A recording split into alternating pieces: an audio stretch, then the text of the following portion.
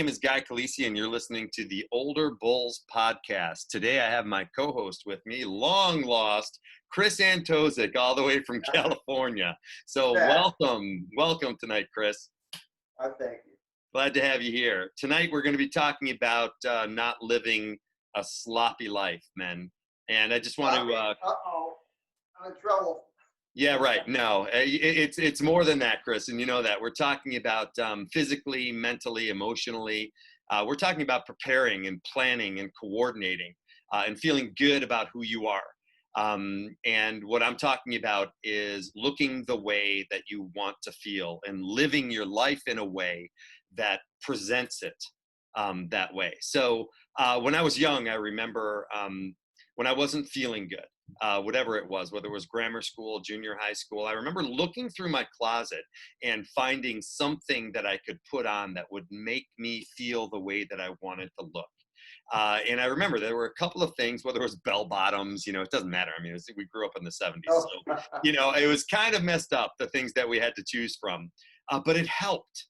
And I remember my dad was a podiatrist, and he went to work all the time in a two-piece suit and a tie and shiny shoes every day. And he was known for that. It was a matter of pride for him, presenting himself to the world and identifying himself to the world and everybody around him as a snappy dresser. That was what he wanted, and it helped him to feel good about himself. And you don't have to wear a suit and a tie, but you need to be tight.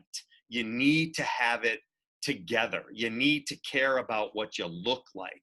And I'm talking about the best that you can look, not better than somebody else. Because Chris, don't you believe as soon as you start comparing yourself to somebody else, like, oh God, he's a great looking guy. I wish I could look like that. Haven't you lost the battle? Oh yeah, no, there's no doubt. No, you got to own who you are. That's the biggest thing, I think, is confidence. It goes well beyond the physical,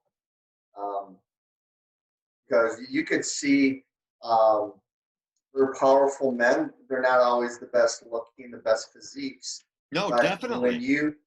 When you own it, whoever you are, I think that you're like selling it.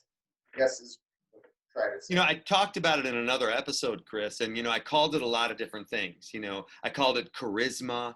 I called it, energy, whatever it was. But you and I have met people like that. As soon as you meet them, it's like they have control of the room. They have this, they own it. And you don't have to be physically good looking to do that. And I think, that's where a lot of people jump out of the conversation. Well, I'm not a good looking guy. No. It's about what you exude. It's about, I feel confident in who I am and what I have to say and how I look. And yet, I mean, I've seen, come on, how many very unattractive guys have we seen get these beautiful women? And, it could be because of money, but a lot of times it's just because of the energy they exude. They exude this positivity, and that's attractive. It's attractive across, it's always attractive. A big thing. Yeah. Well, you got to know who you are and what you are. You have to know your value. I think that goes along with it. If you value yourself, you'll be able to take care of yourself, eat right, work out, take care of your health, take care of your surroundings, your car, your room. I mean, it's always kind of your weakest link. And if you're across the board, like you say, when I think about, you're saying living that sloppy life and having to be I think it's where you are in one part of your life, you're there in all parts of your life. And that's where I think we talked about before about that. The admiral that was doing that speech talking about starting and making your bed. Right. You got to start someplace. Start there and then build from that. But going all the way through, you talk about charisma. You talk about people who captivate a room. I think I kind of call it grounding. They know who they are through and through. There's no question. So they don't have to be in their head. Their feet are on the ground, and it's total It's just a presence. It's stable. It's something that you don't have to worry about. And I guess that gets them out of their head and in the present moment. And I think if you have your details, you know, even the smallest things handled, that frees up bandwidth for you to be able to be even more connected, being more present. Yeah, I think it's right. And I think, if you start thinking about all of the areas of your life at one time, it's a losing battle, right? You take one little piece at a time and you get that in order, and it's true. And, I can't remember where the quote came from, but it's like, how can you help somebody else get their house in order before you have your own in order? And, I'm a very judgmental person. And I think all of us are. I think judgment is what makes us able to decide what is good for us and what's not good for us. I don't think it's a derogatory term. I'm judgmental. We have to be, right. We have to decide what's right for me and what's not right for me based on, my life and where I am at that time. And that changes. It's a constant flow in our lives. But I mean, there was one thing that I wanted to say, and I was talking about my dad, and, talking about the best that you can look and not better than somebody else. And you and I, we have a crazy family history, and, there's a lot of other people out there who, have come from broken homes, blah, blah, blah, wah, wah, boo hoo. But, my parents got divorced when I was 3, and about the age of 4, my mom moved back to Chicago. I was out in Providence, Rhode Island, and that's where my dad's family was. And every summer, starting at the age of 4, my sister and I, and Chris, this is going to be crazy, right? Okay, so hold on to your seat, and maybe you know this about me already, but by the age of 4, my sister was probably 5.5. My mom at O'Hare Airport would put us on a plane together alone. And at that time, they were called stewardesses. Okay, excuse me, I know that's not politically correct, but my mom would walk all the way through the gate with us and put us on the plane at 4 and 5.5. Okay, and so we would fly to Providence, Rhode Island, and it was about 2.5 hours, a 2-hour flight. And they would take care of us. They would check in on us, do the whole thing. But anyway, the story is about this. I was probably a little older than that, but at around 8, 9, or 10, I think, my dad picked us up from the airport after he flirted with the stewardesses, and said, "Hey, how you doing?" Because he was that kind of a guy, in his suit and his shiny shoes. And he put my luggage on the bed, and we were going to unpack it, right?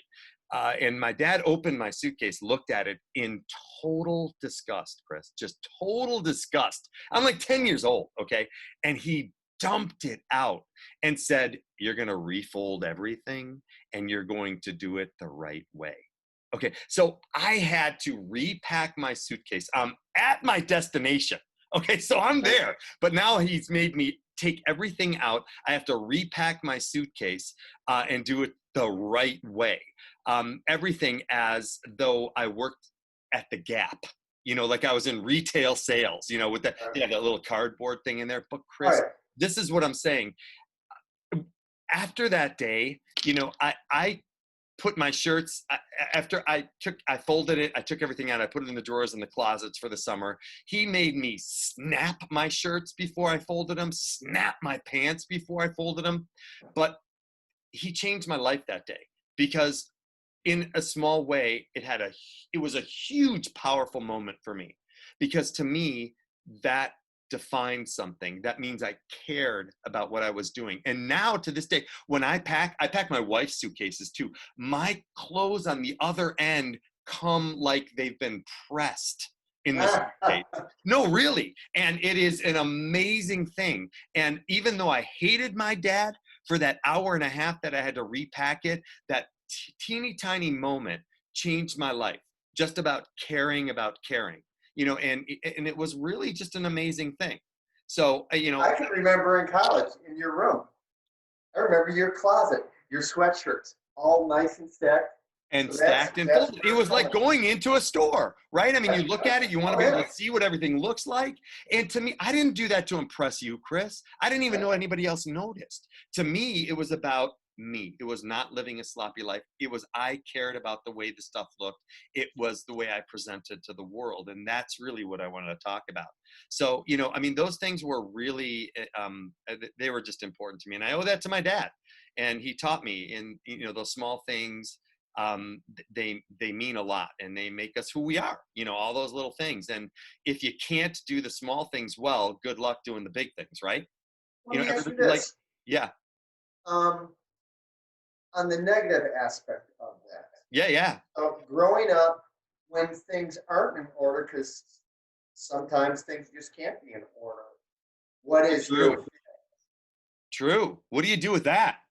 yeah. And what How do do you you deal do? with I mean, that? looking back, how did that hit you? Or was it anxiety? Was it pressure? Was it I'm doing something wrong if things aren't in order? Yeah, that's a tricky question, Chris, because, all I can think of, what comes to mind right now would be related to like relationships, I mean, and that's sloppy, relationships they're tricky, they're messy, Oh yeah. you can't compartmentalize. I mean, you can try all you want, but sometimes when you do that, you make it even worse. And my dad's relationships were messy. I mean, I grew up with a dad who had, 4 different girlfriends, and I celebrated my birthday on August 1st. I had to go to 4 different women's houses and have 4 different cakes, Chris, and pretend like I didn't go to the other 3, and so I don't know what that taught me as a young kid. To be dishonest was one, was one of the rules. But yeah, I don't know. But I mean, I think emotionally you have to it's not as easy as folding stuff in a suitcase, I think. And I think that's what your point is, but I think you just have to kind of, work it out as you go and see. I mean, what's your experience with that? I mean, what have you found to be, you have any tricks? Well, no, I mean, when I think about this, I think about integrity. Yeah. This goes back to, and I think we've talked before, I've done this landmark education thing. And they have leaders, and they only have like 150, 200 leaders worldwide. And to be a landmark forum leader, it takes about 10 years of extensive training. Holy One of the cow. biggest things they have, what's that? Holy cow. That's a lot of training. They have a what they call a integrity checklist, and it has about 1,500 items.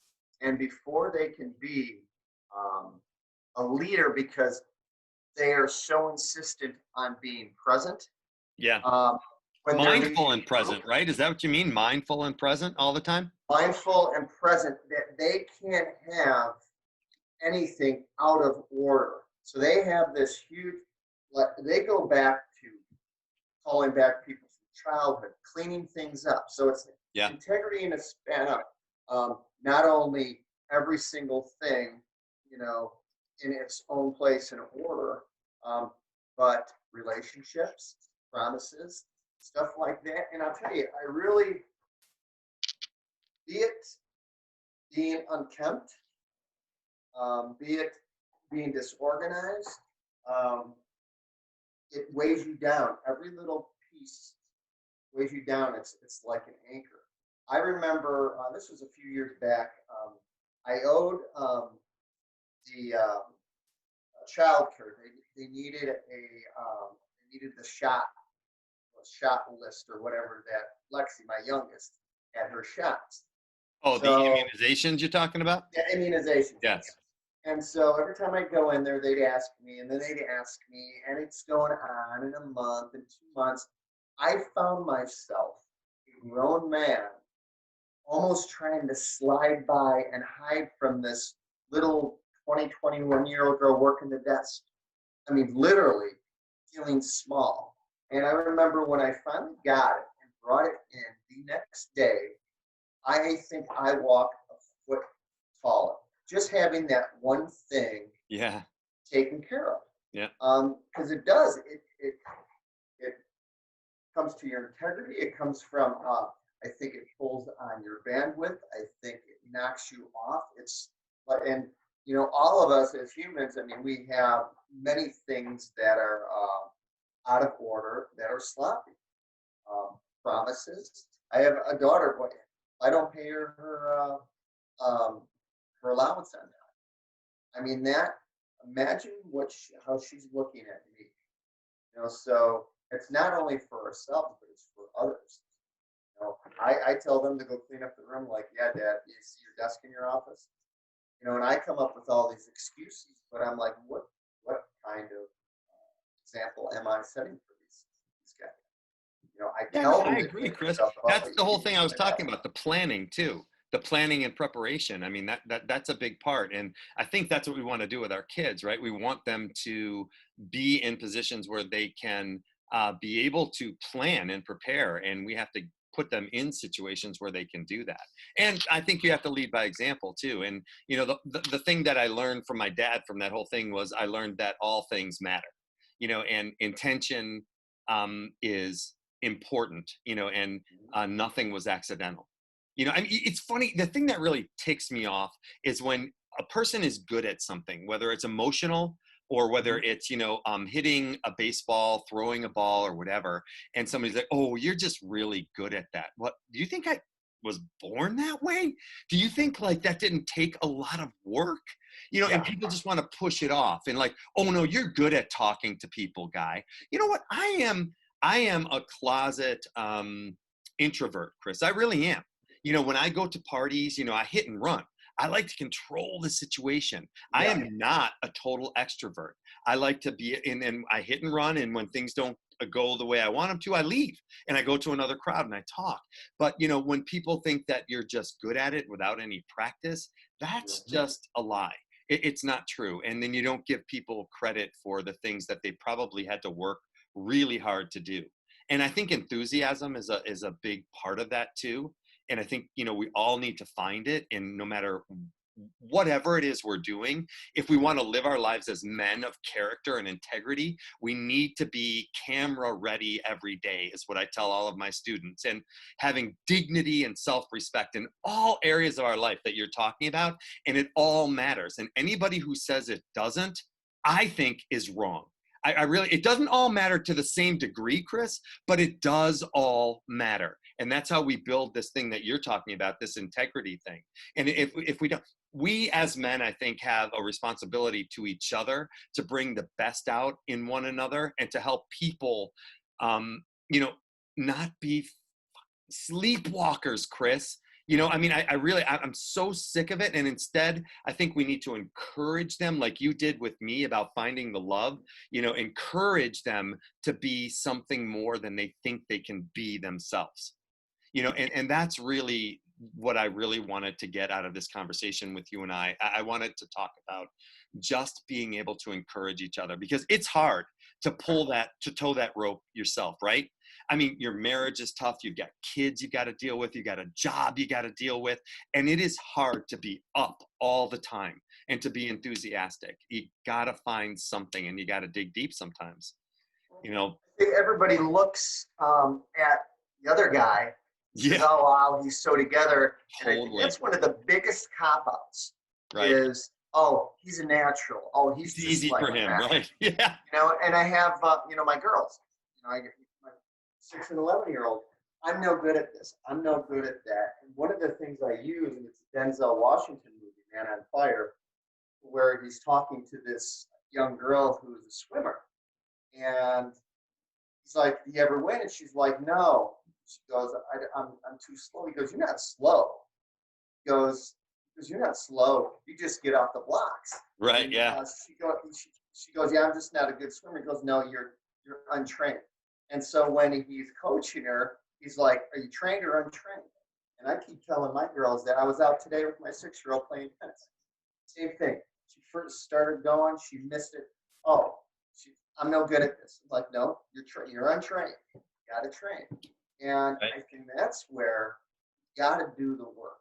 Yep. You know, you got to do the work. Um, it's too easy to cop out, and again, that's where having integrity buddies is one of the things we had in Landmark, to where you have friends that are going to call you up and not give you the easy road, because listen to ourselves. We're also full of shit most of the time. just telling story. I tell a story. My daughters, I'm like, clean up everything, and my desk is a mess. And my thing is, well, because I do this, this, and this, and I do all your guys' things first, and so I never get to my stuff, and that's my story. It really comes down to what works and what doesn't. And a messy desk, if you could only see what's just right below this, so I think, Yeah, no, it's true. And I think also that, as men, fathers, husbands, whatever we are, I think it's important that well, as human beings, I think really, Chris, that we don't ignore each other, because I think it's easy to go through life just ignoring other people and, wallowing in our own, pain and suffering. But, I think it's important. Um, a lot of people are in soul crushing mediocre jobs and situations and relationships in their life, Chris.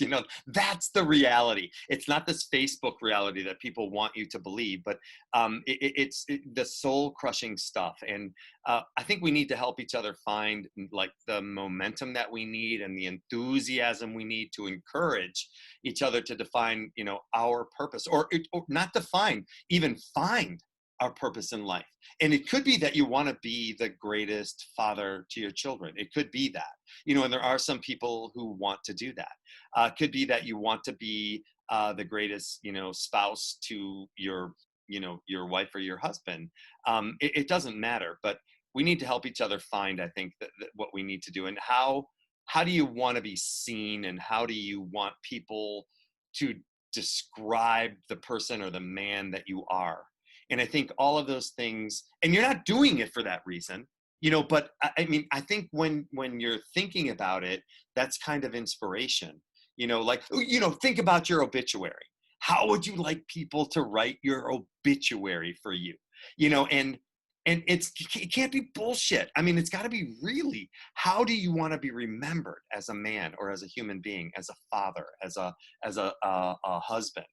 And I think that changes you a little bit when you make it intentional like that. And I think most of us go through life just sleepwalking, and it's just not healthy.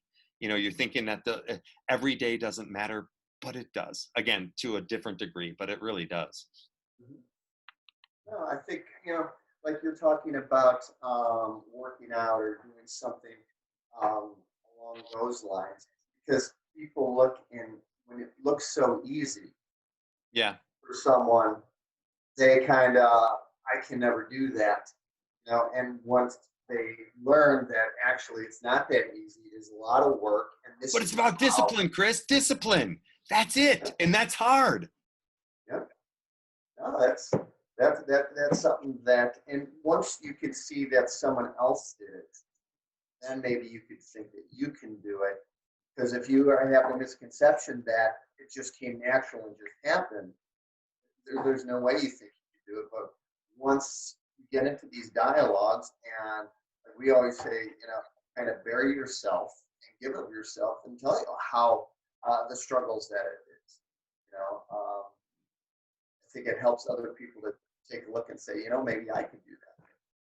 And those of you who don't remember, America, when we're talking about it, Chris Antozik, he played in the major leagues, so he was a part of that. And, when you're talking about, having to work hard, and the hard work doesn't start until that first bead of sweat comes down your brow, he knows. So this isn't just talk. I mean, anybody who can make it to a professional level in anything deserves an audience to listen to him, because I don't care, even if you're a natural talent, you still have to work, right? You still have to find your spot. You have to make a spot for yourself. And especially as a pitcher in the MLB, there's no guarantee, because teams will put money into some pitchers, and you could be better than 3 other pitchers, but you're not going to get that spot. So that just means you have to work your ass off even more. So, I mean, so just a little credibility there for Chris, because it's, we're not just talking as 2 fathers or 2 husbands or 2 guys who are, older bulls right now. We're talking from a place of experience. So I think credibility is important here. And You doing all gotta of this, I give think, yourself the best chance. You gotta yes, give yourself the exactly. best chance. Yeah. And don't sell So yourself short. yeah, No, As soon as you look at the other guy and say, I can never do that. Oh my God, his curveball is so much better than mine. You've lost. That's it. Game over. Hang up your cleats and just walk away. How badly do you want it? How I'll good tell do you, guy, you are? biggest mistake I made when I was playing was exactly what you're talking about, is trying to be someone that I wasn't. Um, Trying to be I 24 when you were threw, 28. yeah, I threw, high 80s, low 90s. I wanted to be a power pitcher, so I didn't throw hard enough to be a power pitcher. Yeah. I threw too hard to be a finesse pitcher, and I tried to be, Dwight Gooden or any of those Randy Johnson, and I did not play myself, and it definitely hurt my career, and injuries and everything else. And I think that's where some of the best advice anybody could have. I think, especially as a man, is you got to really take an audit. I turned 50 years ago, and I audited myself and I just realized how much bullshit. I mean, who am I? And I had all these stories, an athlete, and this or that, and they're all just stories. So I started auditing my strengths and weaknesses. And The stories that we create to define ourselves, is that what you're talking about, Chris? Oh yeah. And then we start believing those stories, whether they're true or not. And then it comes the other side of that coin. Sure. Is we can't do this. We can't do yep. this. And that it's so limiting. And I always like Gary Vaynerchuk talks about doubling down on your strengths. Yeah. So many people are like, oh, work on your weaknesses. He goes, find out what your strengths are, double down on those. And that could make up for that, the 80-20 rule, I forget what they call it, principle that 20% of your actions results in 80% of all your production. And 80% of your actions account for 20% of it. So, I think that knowing who you are, doubling down on that, and not trying to be someone you're not. That's trying to put a square peg in a round hole. Right. Well, and we do that a lot in our lives, right? I'll talk about it later, but I want to talk about that, this whole suburban white bread mentality that we start here and then we end up here and like we have no say in it. That's just what we're supposed to do. So we just kind of follow that game plan, which I think is bullshit, but I think we've been, kind of made to believe that, that's what we have to follow. And I think, a lot of it has to do, confidence is key. And how key was confidence to you? As soon as you said, I'm not going to be that because I can't be that, I'm going to be this because this is what I am. And I'm going to get better at this. And then you find your space, you create this space for yourself, right? And then you just double down, like you said, on that. And that's the way you're going to find your space. Hey, and if you blow it, at least you did it. You know what I mean? And if you couldn't make it, you couldn't make it. Or, if politics were against you, whatever the situation, it doesn't matter. At least you found out that that's what you were going to do and you did it the right way, the way that you could. You look like what you say. This reminds me of a time back, and Guy and I go way back, and he knew one of my old girlfriends, we call her Blonde Monster, and she wanted to be a singer. And she had kind of a little folksy voice, but she wanted to be Gwen Stefani. And I would tell her all the time, especially as an artist or an athlete or whatever, trying to be someone you weren't. And she tried to do stuff like Gwen Stefani, and she looked just silly. When she did kind of Jewel, folksy kind of stuff, she actually was pretty good. But she folksy, it was kind of folksy stuff. Yeah. And in a little sideline, so she's taking a voice lesson. She's like, oh, why don't you take voice lessons? I have the worst voice ever. But I'm like, why not? So I take lessons, and I'm like, you know what? There's only one way to find out. So I go in the paper, and I find there's an audition in Chicago. So I'm like, no problem. I'm going to go by myself. I don't care if I look like an ass. Something I want to try. And I can be by myself, and if I crash and burn, who So I'm getting ready to go, and Constance says, "Oh, you know what? This thing's right by the airport. Can you pick up my brother?" And her brother is a real cool guy, and he's a musician. And I'm like, oh, I told him, and she goes, I told him about your audition. He'd love to come. I'm like, oh, no way. So I go to this audition. It was the funniest thing. So Brian's with me, and I have no experience, not to mention zero talent to sing, but I'm going to take a whack at. So I go there. They've got no music. They got no lyrics. They don't know a song that I know. I don't know a song they know. It was the worst thing fucking ever. And Brian was so phenomenal because he was so supportive. But there's a perfect example of a few things. Of one, doubling down on what you're not good at. But I'll tell you what, just doing it and trying it, that experience I carried into a lot of other things that I would say, well, if I did that, I might as well try this. Right, right. So I think trying is a habit, just like all the little things, making your bed, trying, but really trying with wisdom. I wouldn't recommend to go to a band audition if you get run out, but it's something that if we do are honest and we have friends and support group that help us with that and really set us straight. Right. When we are going off track, I mean, that I think is so important. And what we're trying to do here with Older Bulls is bring men because we tend to isolate ourselves, especially in times when we need that group, that tribe. Yeah. Now we start struggling and then we go in our little corner. It's hard to dig out of it. And so I think this is something that I know Guy and I both talked about is trying to get a space, opening that men and masculine men don't have to be tough. They can cry, they can share. Because when that kind of man shares, it opens up for everybody. Because now they're looking to see it's all right to open up. Yeah. So I think that's one of the biggest things, and it's freedom. I think that's what we need. We're so, as men, we're, especially these days, anything masculine is just beat up. Toxic almost, right? Yeah. Yeah. And I was thinking too, Chris, about confidence when we're talking about this, and not just a made-up word, just not a word on a piece of paper, but I think confidence is the key.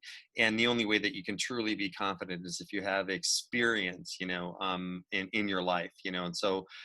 But people are attracted to it. There's no doubt about that. When you're confident, and they're attracted to you when you're confident, and you have that air of strength or surety, and it's that energy that you exude, the vibe that you give off.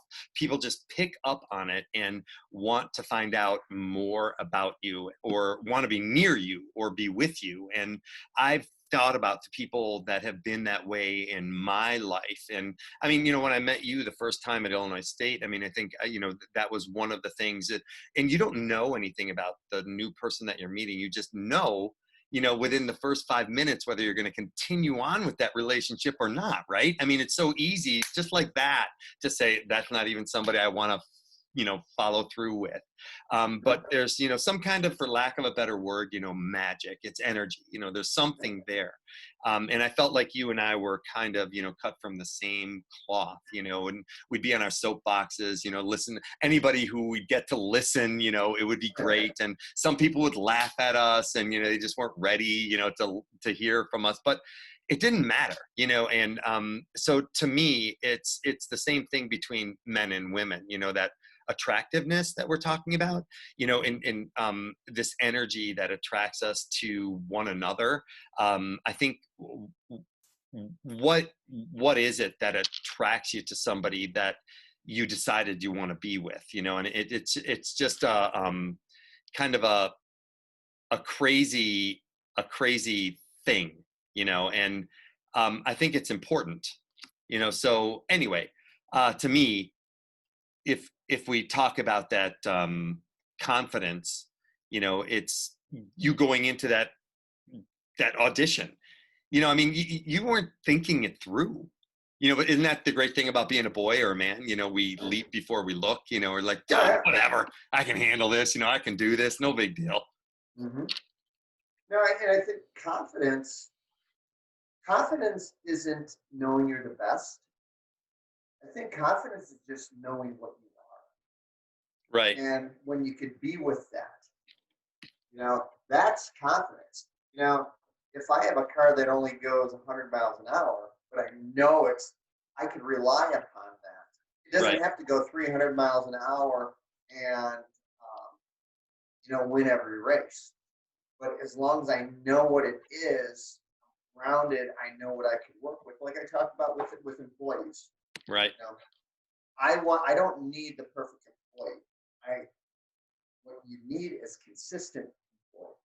And if you get find out what they are and what they aren't, keep them to their strengths, keep them away from their negatives, that you could have a good, well running business.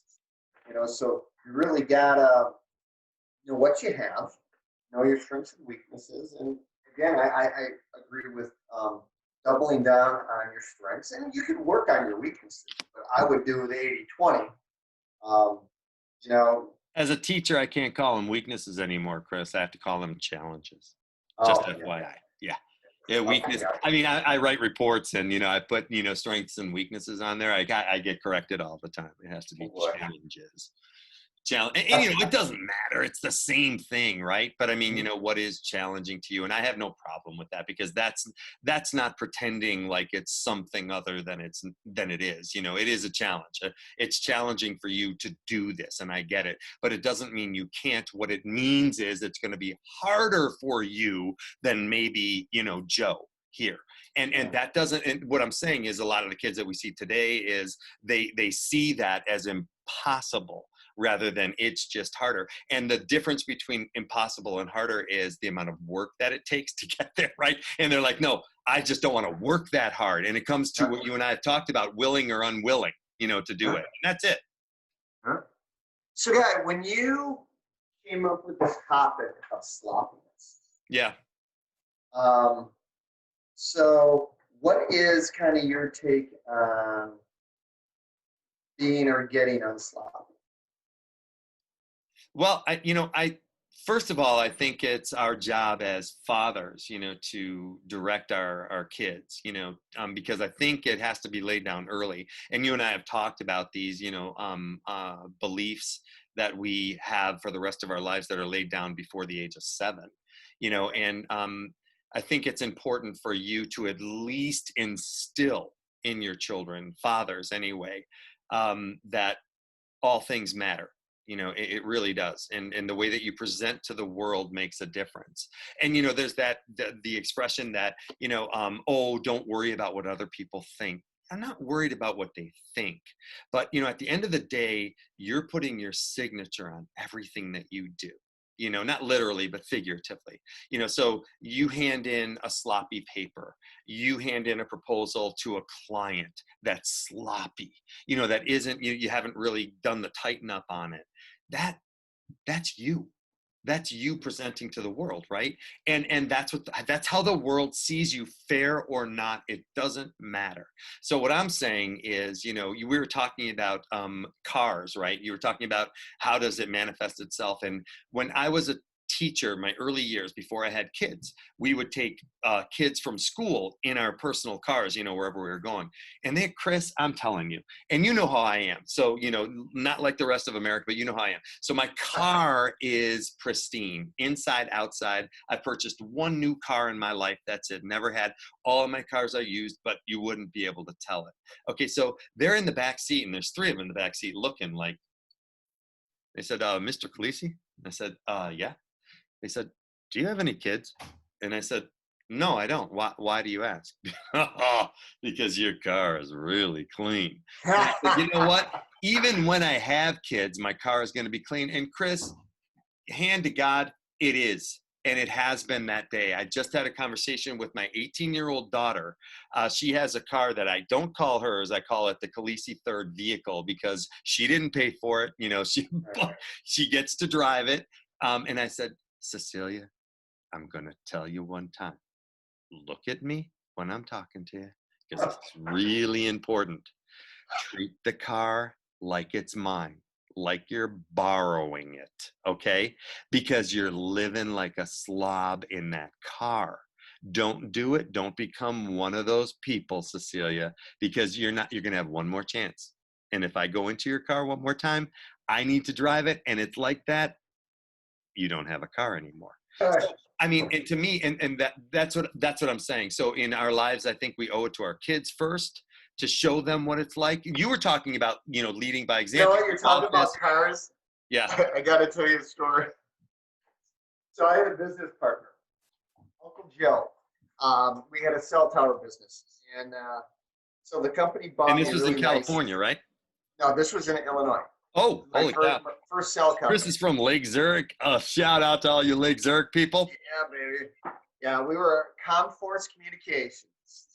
Yes, the force behind the communications. Well, anyways, so company bought me a really nice Durango, and I'm horrible with my vehicle. I mean, I just go, and so my partner is that same exact thing. He is just very meticulous. So one day he wants to borrow the Durango. The blonde monster, we had two Pomeranians. So she would bring dogs in the car sometimes and put cups in the cup holders, and so they'd have some water. So Uncle Joe is driving, and he drops his pen, and he reaches down under the seat and pulls out a turd. He almost had a fucking heart attack. It was hilarious. So Yeah, well, that better not happen in my truck. yeah, so that you're just talking about that, and yeah, I got to work on that because my vehicle's working. I just think it's, I mean, and it's not everybody's forte, right? For whatever reason, that was my thing, right? I just, unless we're on a road trip, like going to Colorado or something, we didn't eat in the car. We were, it's just like cars weren't made for eating in. And everybody has gotten sloppy with their families, sloppy with their life. You can eat on the couch. And Chris, I got to be honest, and it drives my kids, my family crazy. I'm uncomfortable being comfortable, even watching a movie. They'll see me. I'm sitting straight up. I'm sitting like this. And they're like, Dad, get comfortable. I said, I am. I'm fine. Leave me alone. I'm fine. I'm sitting straight up like this. I don't even like it when people in a movie theater laugh because I miss the next line. So I'm like, shut up. So I've got it controlled, and I'm not going to laugh. I'll laugh later, at the joke. And, I do. And I mean, and people, and I know that, I share the planet with other people, and not everybody sees it that way. But, I think that it's all about sharing perspectives. And, if you give your children options, then when they get old enough to make up their own minds, they get to know that there's more than one way of looking at it. If you just say it can only be this way and it has to be this way, then where's the smorgasbord in life? I mean, they have to be able to pick and choose. And that's what life is all about. And so just giving them those perspectives, I think, is important, and saying that you don't have to be a slob. You've got another choice. And it's funny because they'll be a slob at home, but if they go somewhere else, they're not at all. So stuff has stayed with them because they don't want other people to think that they're a slob, but they don't care if mom and dad think that they're a slob. I mean, that's fine in the house, which is okay. And I'm fine with that, as long as they don't take that show on the road and think that the whole world is going to, love them as much as their mom and dad does, and not care that they're slobs. So I think that's where it starts. And, whether it takes or not, and we know, Chris, there are some really wonderful people who have really shitty kids, and there are some really shitty parents who have great kids, so there's no guarantee that your kids are going to turn out the way that you would like them to. You can just fill them as much as you can, and cross your fingers, and hope that things work out. Do the best that you can. But that's life. So, but incidentally, on my list for tomorrow was to clean my truck, or is to clean my truck. So yeah, I'm gonna go do it. It makes you feel good too, Chris. I mean, I get into people's cars and they know me, people that I know. They make me stand outside for 5 minutes while they clean it up because they know what I'm like, and but not in a bad way. They're just like, oh my God, I'm so embarrassed. And if you're embarrassed, it's not because of me. I didn't make that happen. Right. You just realize, oh my God, I live like a slob. And now, somebody else is getting in the car and I'll they tell have you to what, see it. guy, it's easy to fool yourself. Sure, it is. If you'd asked me, am I a slob? No, not at all. If you could see this office, if you could see my car, if you Right. could see my garages, which I Yeah. think I've showed you, um, I don't know if I call myself a slob, but I am highly disorganized, Right. and wonder why I'm always going. So it is Right. something starting with making the bed. Right. And that's what I do. I start with my room, Right. and because I really came to, um, talking with my children and them calling me out on it. And man, have an 11-year-old call you out, and when you don't have an answer for it, and I really started looking at it, and I'm like, I'm not setting a good example.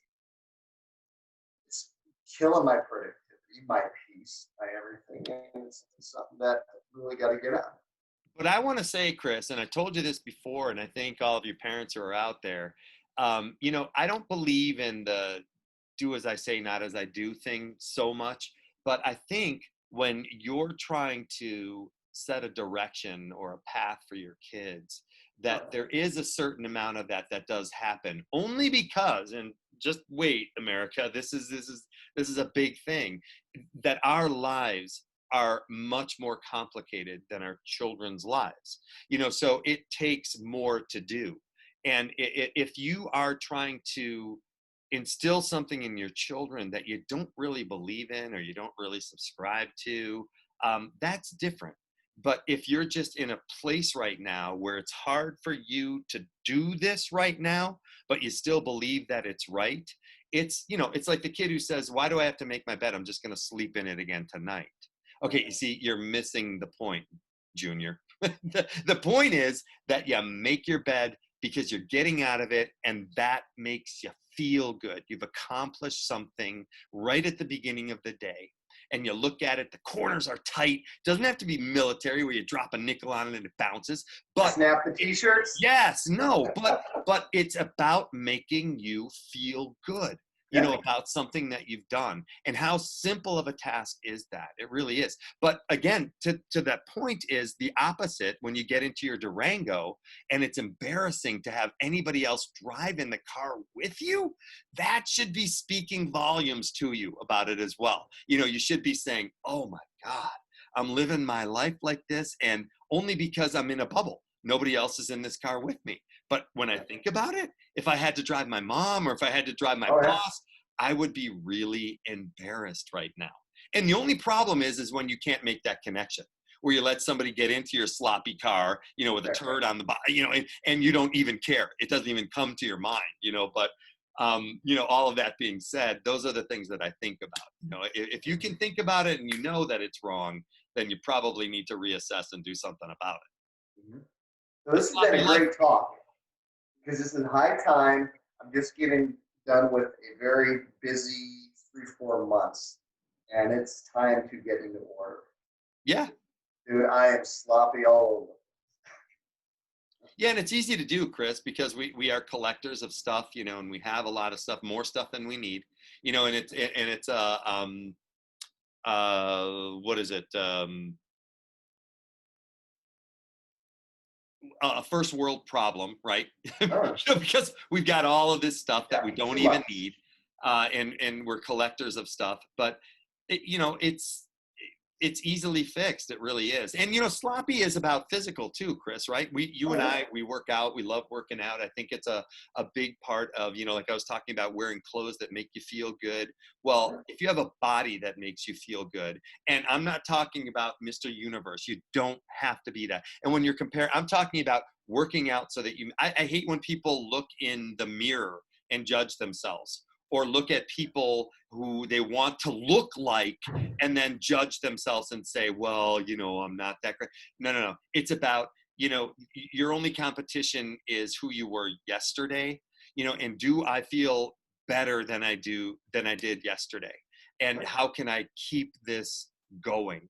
And that is what I was talking about. That's powerful because other people pick up on that energy. When you're feeling good about yourself and you find clothes that fit, I'm not talking about expensive, Armani suits. I'm talking about t-shirt and jeans, and you just look good in it because you feel good in it. You want to get yourself to a place where you can actually feel good about yourself, and the outcomes and the payoffs are just crazy. And I know you agree. I mean, there's nothing. You and I have been through different parts in our lives, and where you're out of shape, you're not feeling good, your life has gotten the better of you, so your fitness has taken a back seat to that. But everybody has time. The excuse is, oh, I don't have enough time. Yes, you do. It doesn't. Oh, It doesn't take an hour. no, I totally agree. Doing No. something every day, Yep. getting that blood pumped. Mm-hmm. I was sitting on the couch today, and I never lay down during the day, ever. And I wish I could show you my daughter's face, Chris. She walked by, she was doing laundry, and she did a double take. She said, "Dad, are you okay?" And I said, "Yeah, yeah, yeah. I'm fine. Whatever. I was just a little tired today, and I didn't sleep well last night." She said, "Are you sure?" I said, "Yep, yep, I'm fine. I think my kids think I'm gonna die if I'm sleeping during the day." But I had to get myself up. And I said, the last thing I wanted to do today, even I threw it out as an idea in the morning. I said, I should work out today, but I'm into that. If you really feel like you can't, it's okay once, to blow it off. But if you're continuously doing that and you're creating that kind of a habit, then it's not okay. But if you just really like, I can't do it today. I'm not one of those, workout Nazis where you just, oh, you have to do it. You have to make Right. yourself do it. But I got myself up. I went over to the bench. I did incline presses. I did 3 sets. I went over to, I did bent over rows, with dumbbells, 3 sets of those. And then I did overhead presses, for shoulders. I just did 3, 3, and 3. That's all I did, Chris. That's it. It took me maybe 15, 20 minutes, but I felt a whole lot better after that, and Mm-hmm. I'm like, okay, that's what I needed. I needed a jump start. So, that's being sloppy too, right? Just saying, no, I don't have time. You have time. Right. You Yeah. have to make time. The biggest thing sloppy is in our speech. I know mine. Oh, I'll try. Oh, how how in how I leave back doors Right. in my intentions, and just how weak that is. So that goes right along with it, being sloppy in your language, how you communicate. You know, um, you know, my daughter. So we're gonna ride a bike. When are we gonna go riding? Oh, I don't know. Maybe sometime. I mean, I can't get by a 6-year-old. When? She keeps on pressing, and you really can see just how I know me, how sloppy I get. When I'm feeling good, when I'm well intentioned, when I'm planned, um, my communication is much more direct. So it starts from where you are in one part of your life, where you are in the rest. Yeah, and it's contagious though, Chris. It really is. I mean, but I mean, I think to all of you people out there, if you're thinking, no, I got to get all of my house in order at the same time, that's what makes people quit right there. It's like working out and thinking after, 4 weeks of working out, you don't have the body that you've dreamt about having. You just quit. Think about, before pre-COVID, the gyms in January, packed, packed. By the end of February, beginning of March, Oh yeah. empty, because all of those people who didn't turn into the bodies that they wanted to turn into after 4 weeks they're gone. They quit. And we know it takes at least 3 months, anybody, whether you're taking supplements that you haven't taken before, if you don't do something for at least 3 months, you're not going to reap the rewards for it. And so, to me, it's the exact same thing. I mean, you have to put the time in order to get something out, but you have to find something that, fills your tank on it too. You can't just be doing it because you got to get something out of it. Otherwise, who would work out in their right mind, except for those runners, who do it for the endorphins, and they run for miles and, they're getting some kind of endorphin kick. I could never do that. I could run 90 feet at a time, Chris. That was my limit, 90 feet at a time. And if I hit a home run, I got to trot, that was it. I could do that. But, I mean, exercising, do what you can when you can, and that's important. And forward momentum is really the most important part of that. And set some, goals for yourself, do something. I'm going to do it for 2 weeks. And then, don't look in the mirror. Don't do the, the before and after shots, don't get on the scale. Don't do that. Just do it because it's going to make you feel good. And when you feel good, you can make other people feel good. And that's the only way you can do it. You have to have that energy, that magnetism, whatever it is, the charisma.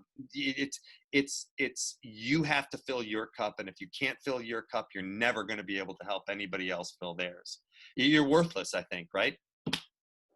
That was that whole thing that I was talking about, Chris, that the whole suburban white bread plan, right? You go to high school, you go to college, you get out of college, you maybe in Chicago, you live in the city, you find somebody, you get married, you move to the suburbs, you have kids, and then you're in this mediocre life. And then you're like, how did I get here? And you don't know what happened to yourself. You're in this midlife crisis, and you do not like your life. You don't let that happen. You need to find some kind of something that motivates you, and whether it's a distraction. And you don't have to. Say that again. Why don't horses come out of burning barns? Right. They don't know they can. No, that's true. That's what I love this age. Now's the time we have the wisdom, we have the discernment, right? Really audit ourselves and really figure out what we want. And there's no reason why we can't do whatever we want. More now than ever is what I'm agreeing with you, Chris. I mean, with the internet, with everything that we have, it is impossible is no longer impossible. No, not at all. It's just doing it. So well, your topic definitely hit home, without a doubt for me. So that's going to really egg me on tomorrow. I got a lot of stuff on my list. I will report back. Well, America, that's how we see it, and we're going to stick to it, definitely. And thank you for joining us on Older Bulls tonight. And we will see you again sometime soon, I hope. Well, it ain't easy